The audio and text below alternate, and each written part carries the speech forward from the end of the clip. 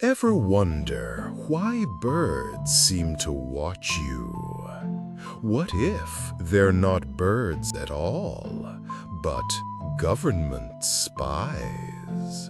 The theory says the US government killed off all real birds between 1959 and 1971, replacing them with drone replicas to monitor citizens?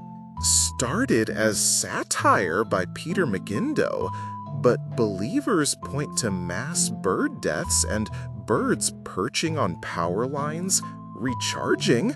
With today's drone tech, is it so far-fetched? Parody or partial truth?